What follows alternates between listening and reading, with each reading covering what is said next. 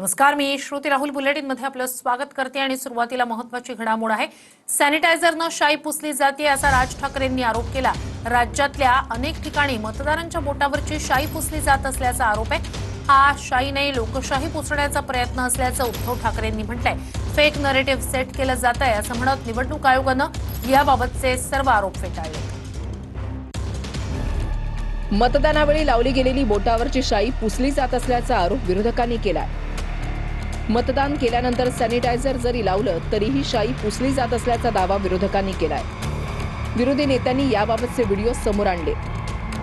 मुंबई महानगरपालिकेच्या माध्यमातून ही मतदानाची प्रक्रिया होते आहे। तिथे मार्कर पेननं तुम्हाला शाई लावली जाते आणि ती नेल पॉलिश रिमूव्हरने काढली जाऊ शकते। आता माझ्या पत्नीने मला सांगितलं, याचा अर्थ नेल पॉलिश रिमूव्हरने देखील ही शाई काढता येऊ शकते, हे यातनं सिद्ध होतं। यावेळेला निवडणूक आयोगानं बाटलीतील शाई बंद करून मार्कर पेनचा वापर सुरू केलाय, पण त्यावर राज ठाकरेंनी आक्षेप घेतलाय।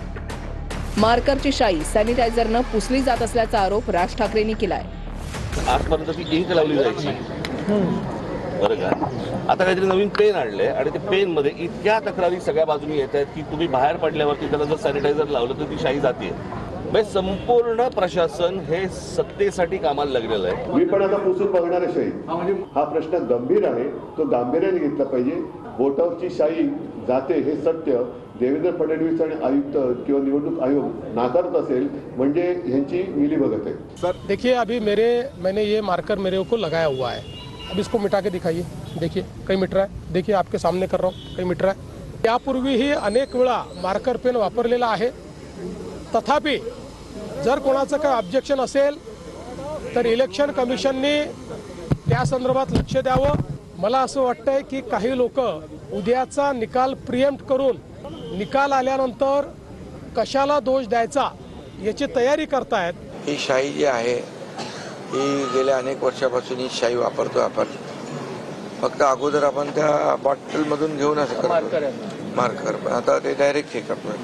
त्यामुळे ते त्यांचं म्हणणं आहे की काही चॅनल्सवर त्यांनी त्याचा प्रयोग करून बघितला तर ती शाई ताबडतोब जात नाही आहे। तर निवडणूक आयोगाने त्याचा खुलासा केलेला आहे।